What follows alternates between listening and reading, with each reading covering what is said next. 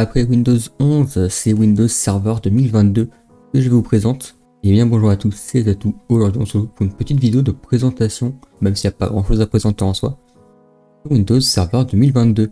Car oui, j'ai réussi à récupérer l'ISO grâce à ma formation, donc c'est plutôt cool. Du coup j'ai pu tester tout ça en avance.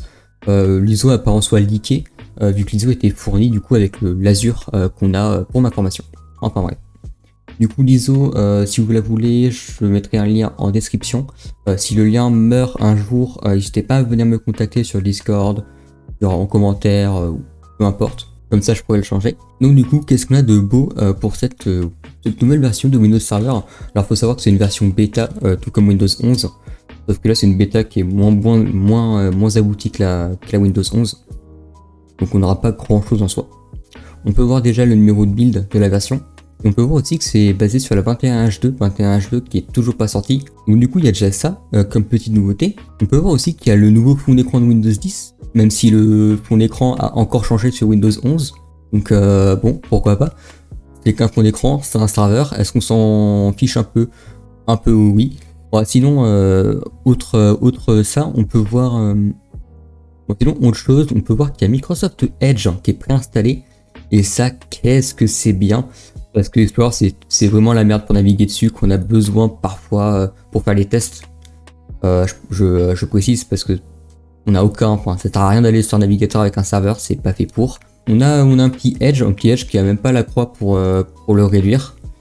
Ah si, quand même. Et aussi, on peut voir déjà qu'on a quelques icônes. Par exemple, l'icône du paramètre là qui a changé.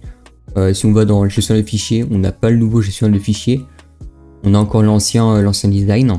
Par contre, si je vais dans les paramètres, on peut voir que tous les nouveaux logos sont là. Nouveau logo du système, nouveau logo des applications ici. On a quelques petits nouveaux logos par-ci par-là, c'est rien de foufou. Mais évidemment, Windows 2022, c'est pas que ça. Windows 2022, c'est aussi ça. Donc, il y a beaucoup de choses à noter quand même. Notamment les Windows Containers avec Kubernetes. Ça, c'est quand même super cool. On a une amélioration quand même pas mal de choses avec Azure. Ça, c'est vachement cool. On a aussi des nouveaux protocoles par-ci par-là. Donc je vous invite à lire tout ça. Je vous mettrai tout ça en description aussi si ça vous intéresse. Du coup c'est à peu près tout ce que je vais vous présenter pour cette nouvelle version parce que j'ai pas trouvé grand chose de plus. La seule chose que je trouvais c'est j'ai fait un petit comparatif avec Windows 2019. Faut savoir que l'ISO 2022 pèse environ 700 mégas de moins que celle de 2019. C'est quand même pas rien. Mais par contre, on pourrait se dire ah mais Windows 2022 est plus léger. Et en fait non, parce que comme vous pouvez le voir, à nu, il consomme un peu moins. Après, il faut savoir que c'est pas un test scientifique, parce que j'ai juste installé des services, je les ai pas tous configurés loin de là, et aussi je les ai pas foutus en prod, donc en soi le serveur communique avec aucun client, donc c'est pas très révélatif quoi. Mais il y a quand même des choses assez notables. Par exemple, à nu, on peut voir que ça consomme un peu moins, mais c'est pas très représentatif. Après j'ai ajouté les rôles ISS plus routage.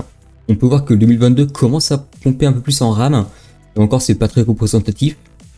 La DDS c'est le DNS que j'ai ajouté ensuite. Là on peut commencer que la RAM augmente un peu. Donc on peut commencer une petite différence avec le 19 et le 22. Donc comme quoi le 22 est quand même plutôt nul en termes d'économie de ressources. Et après j'ai ajouté le WDS, le WSUS et le DHCP.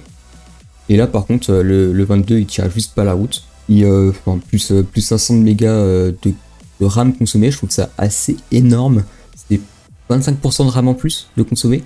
Donc bon, en soi peu importe hein, parce qu'en général les machines Windows ils ont beaucoup de RAM normalement les machines Windows. Donc je me fais pas trop de soucis pour ça. C'est dommage quand même, j'aurais bien aimé qu'on ait à peu près les mêmes perfs quoi. Enfin voilà, du coup c'est le petit test que j'avais fait vite fait en live, donc twitch.tv/jetfly si vous voulez voir d'autres tests comme ça. Et du coup c'est tout ce que j'avais à dire pour Windows Server 2022. J'ai aussi sorti un petit article vite fait, je vous mettrai aussi le lien de mon blog en description. Et puis on se retrouve une prochaine fois pour une prochaine vidéo. Allez, bye bye.